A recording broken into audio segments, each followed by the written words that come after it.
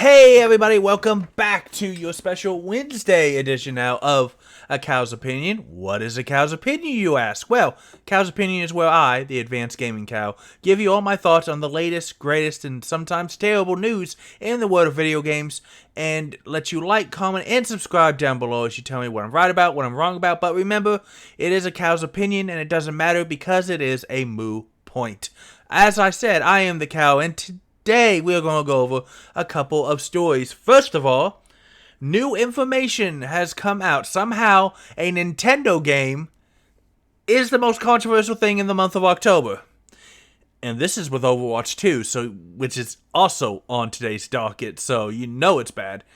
But Bayonetta's original voice actor has disputed the claims and says she only asked for a fair living wage. Now, if you don't know, which if you've been watching this channel or any kind of news, I don't understand how you could not know, Helena Taylor is the original voice actor for Bayonetta in the titular title, Bayonetta, and in the first and second game, she did a very good job. Right now, she is at the center of a prolonged and messy public dispute over casting and wages. Now, Helena, in her original claim, said that she would unfortunately not be back as the voice of Bayonetta for Bayonetta 3, because she said that they offered her only about $4,000 for the entire game, and she said she wanted to support a living wage and that she had to make sure that she was respected, and she unfortunately told players, I can't come back for the game, please boycott, make your voices heard. As well as she talked to the creator, who admitted that she was very important, but then didn't get any additional money. Now, a few weeks before release, which is this week actually, they, at Platinum Games, announced that they had recast the role as Jennifer Hale. Now, Jennifer Hale is one of the best, maybe even the top tier voice actress you can get on the market today. She's also in a union, and she's also really, really expensive. So that started people asking a lot of questions like, wait a second, did Jennifer Hale take her job? Wait a second. Jennifer Hale's not going to lowball this. She has plenty of opportunities to voice act where she's paid much better than that. Why would she take such a low-paying job, even if it is a beloved, popular character in a big game coming out this month? Jennifer Hale would only post that she supports fair wages, and that she and another person also hinted you needed to listen to both sides. So, last week, Platinum Games actually disputed Taylor's original claim. They said, no, it wasn't $4,000 for the game. It was a minimum of 4 or 5 sessions at $3,000 to $4,000 each, and she turned it down, asking for a 6-figure salary for the game, as well as residuals, which means that if the game does well, I want even more money. Now, that's a lot of money for just one voice actor, and this is not a commentary or deep dive into whether or not a lead in such a beloved series is worth it. Now, Helena Taylor has responded to that claim again. As I said, subsequently given to Jennifer Hale, and while Bloomberg Report said 3 to 4 per 4-hour session for at least 5 for a total of minimum, 15 grand was the lowest it could possibly get, broke down. Tonight, Taylor wrote a series of tweets disputing some of the figures. It has come to my attention that some people are calling me a liar and a gold digger. I feel the need to defend myself and my reputation in the industry. As I posted on part 3 of my video thread, I explained that their first offer was too low. That offer was $10,000 total.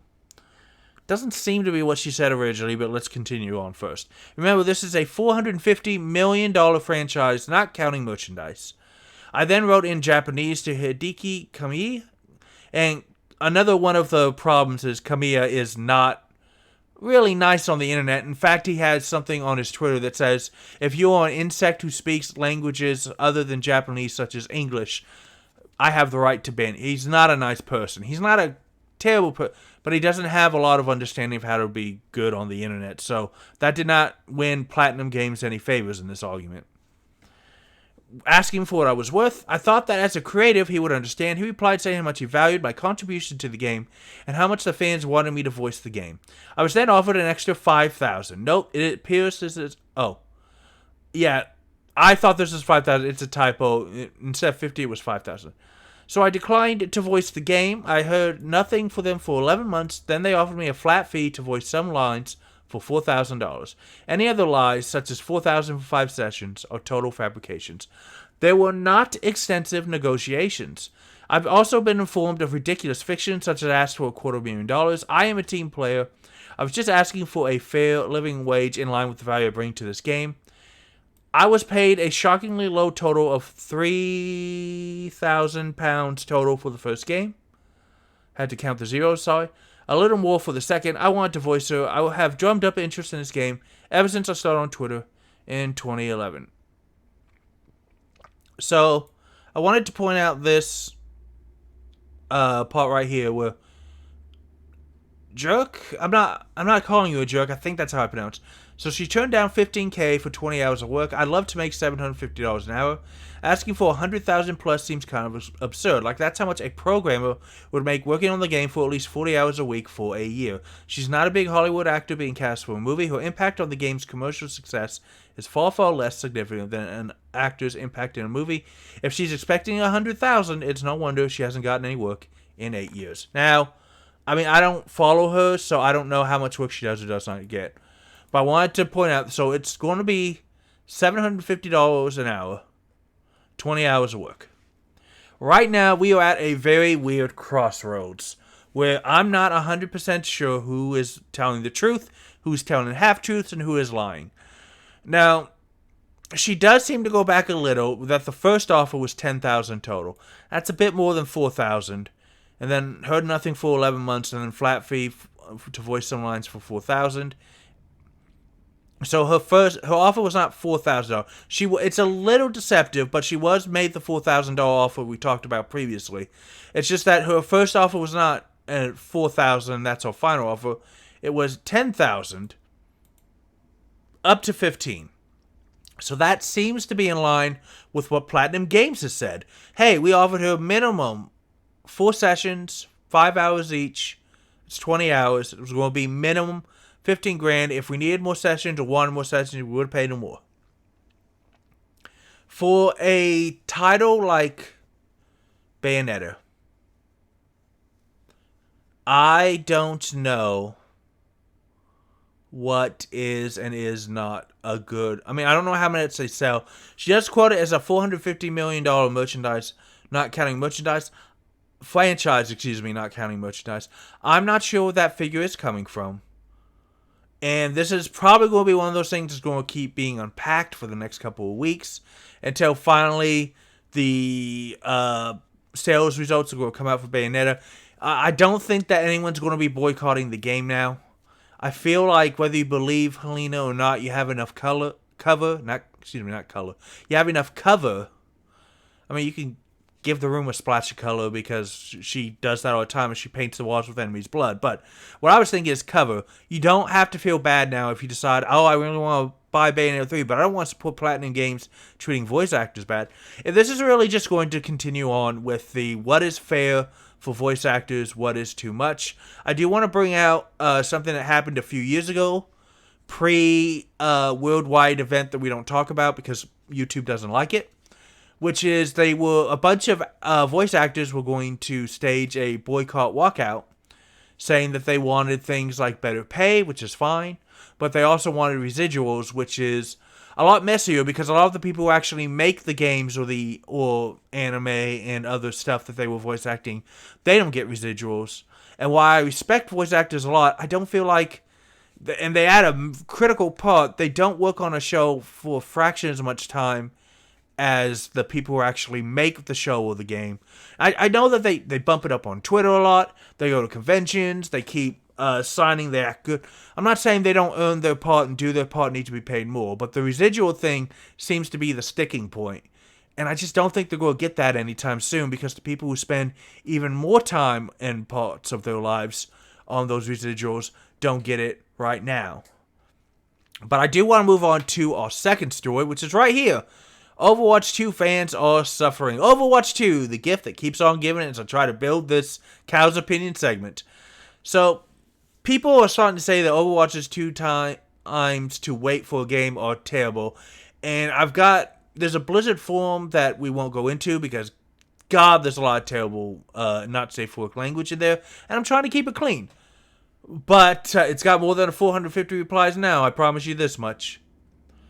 But there are two ways to stand in line to what let you be into a game. The open queue, which lets you maintain a loose team composition, like one that has 2 DPS and 3 tanks, and defined role queue, which brand new players need to unlock by completing 5 open queue games. So you have to do this one 5 times, and then you can get the defined role, which is where this one lets just as team comp and it assigns people, I guess, to the damage and the tank slots or whatnot. This one says, I want to be tank, I want to be damage, I want to be support. It seems open queue players are finding themselves stuck in messy matches with no support. And disgruntled role queue players, particularly those playing DPS or tank, are sitting through long queue times waiting for healers to float down on that ray of sunshine. That's a nice little nod to Mercy, who is a support player. But support players have good reasons to avoid the role. They're tired of being blamed for their teammates' inattentiveness. The issue seems to be the same thing that occurred when I was playing World of Warcraft. Now, I love 2 things when I'm playing my role-playing games. I love holy religious classes because I do have my faith in real life, and it's nice to know that when I see bad people in the game, instead of just having to, pray and donate and do what I can walk up to you and hit you with a magic hammer and kill you. That's a lot more fun. So, but the other thing is that, especially in things like MMO, I really do like playing priest or cleric or paladin or other stuff that can do at least a partial, if not a full support role. Because it's fun for me, and I also understand that it's not fun for a lot of people. Look, this is something that happened in Overwatch 1 when people were like, man, play of the game's awesome, but you don't really get to be play of the game when you're a support character because you're not earning points. So they reworked it. Now play of the game is actually, if you make a really cool support move, you could get play of the game in Overwatch 1. But that's not as fun, or the fantasy people have of being the tank who suddenly turns the tide of battle, or the DPS who TPKs the other team in 10 seconds flat because you use your skills perfectly and you know exactly where to shoot and scoot and move and bash. So, look, support players already have a harder time being recruited. Not to mention, with the new roles that Overwatch 2 has, it's not really fun. The players can start by not taking their life problems on support players. Maybe then more people would be willing to try the role. The issue with support right now... Oh, hey, I'll get into it in a second. There are plenty of people who want to play support, but whether or not it's currently viable to play in public matches with the game's current climate, I think, is the real issue.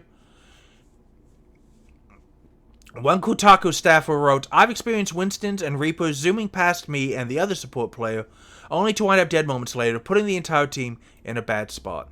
And players hoping that new support heroes, including Kiriko, will help even out supports. But the problem with that is and they threw in the fact that Activision Blizzard is union busting. I don't know what the hell that has to do with Overwatch 2, except, I guess we're just dogpiling on Blizzard, which I am too, so, meh. So here's the issue with support. Overwatch 2 is the sequel to Overwatch 1. Overwatch 1 had a 6-man team. With 6-man, you could have a couple of tanks, 3 damage, and at least 1 support. But now it's gone down to 5 players. 5 players is a lot harder on a support. Now, you would think it'd be easier, because now instead of keeping track of 5 other people, I only have to keep track of 4 other people. The problem is that not only are support players squeezed out in that sometimes, but also they expect you to be 1,000 times better, even though you're only covering 20% less players. As well as the game is very differently rebalanced, it's not really helping support players, and because there were so few of them already, think about this. The makeup of the game did not change. You had 3 roles in Overwatch. You had support, you had damage, you had tank. They've decreased the number of players from 6 to 5, which means how do I put this in mathematical terms? It takes more games to put the same number of players in. Let me put it to you this way. If I'm on a 6-man team and I play another 6-man team, that's 12 players. But now I'm on a 5-man team playing against another 5-man team. Each one of us sacrificed one player, which means, first of all, I can't play with as many of my friends at once as I want to anymore. But second of all, those 2 odd men out have to go to another team game and play there. And it doesn't seem like much. 1 player down does not seem like much. But it is. And it is for the simple fact of the matter that you are drastically increasing the number of games that have to be run simultaneously to accommodate the same number of players. Again, the issue is that support players' population has not grown. DPS and tank have not shrunk. So now you're asking for more and more games. Every 5 games of Overwatch that I used to play needs a now 6 game to accommodate the same number of players simultaneously. Which means I need a 6 support. But the support population can't do that. They cannot support themselves. Not only that, but because of the changes and the fact that Kiriko is now unlocked under a battle pass, meaning that a very good support is not necessarily brought for free-to-play players easily, it's really hurting them. Not to mention the battle pass itself. I don't know if you guys know this. I had to look it up and I was surprised, but it makes sense. Battle passes reward you for doing certain things. And yeah, you will get those things if you keep playing the game. But there will be tiers that like play DPS 3 rounds, get 20 kills, block, tank 10,000 damage. And sometimes, if you're just on trying to do your dailies and move through your battle pass before it goes away, because Blizzard has said, we're not going to have battle passes in Infidom, they're going to time out and go away. That means that sometimes, look, I can't really be focused on the team. I just got to get my battle pass done today, man. I don't want it to go away.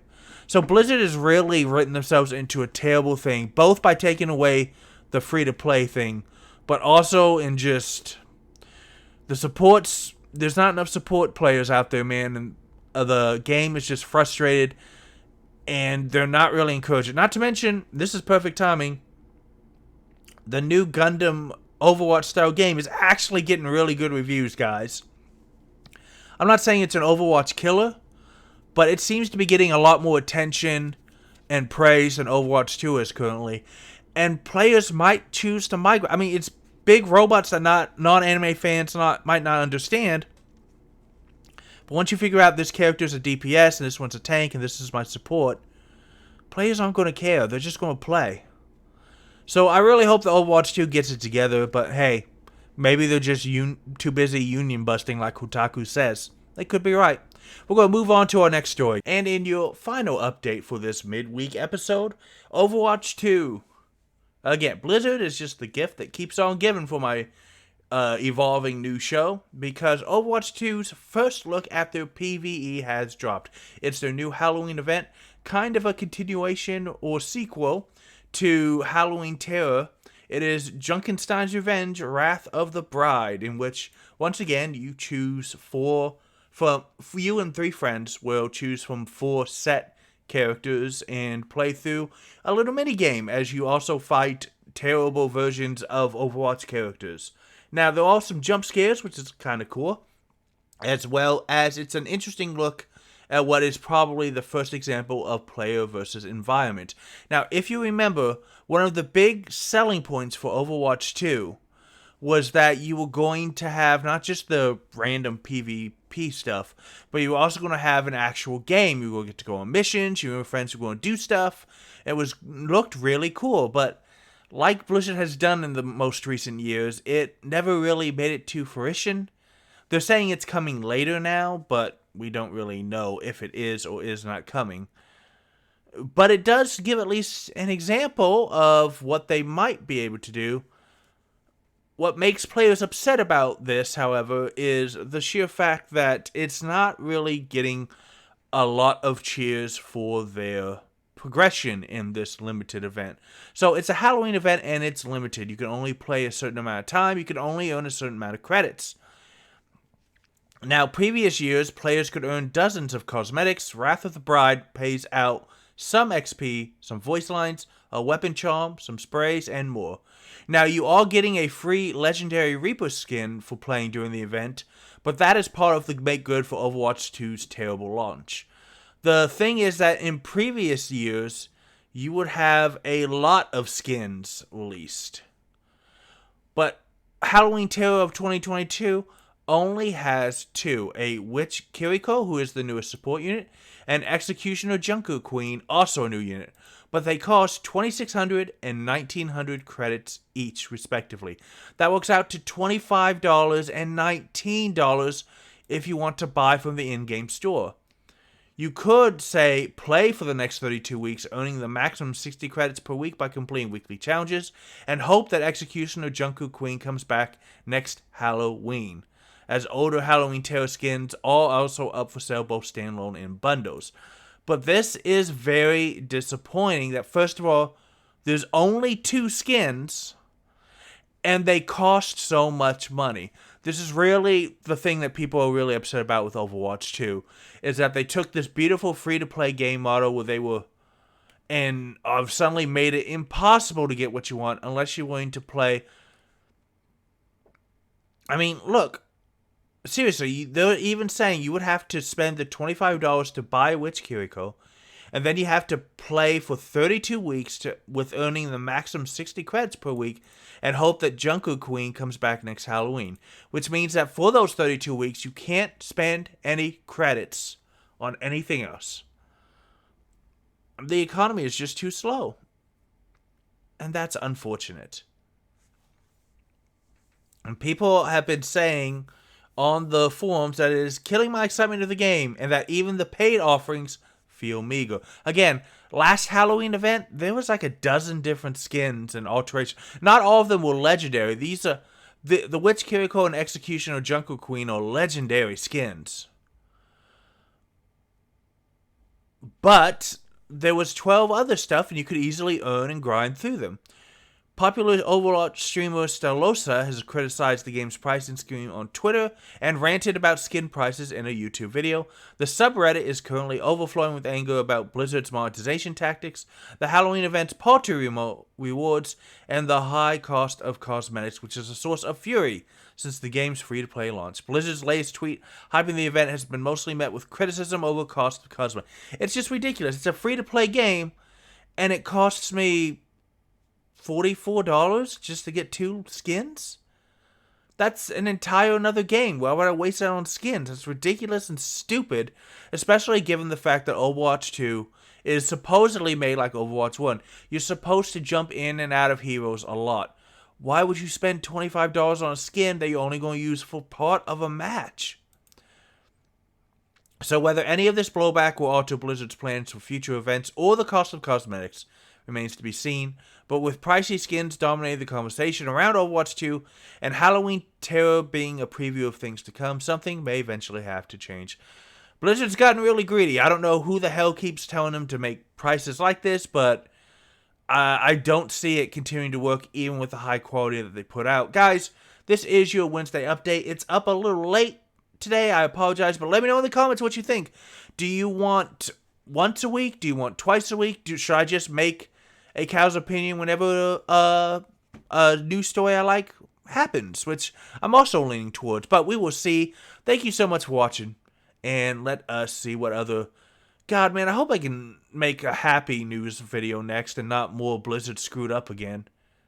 I understand it's getting views, but it's really depressing.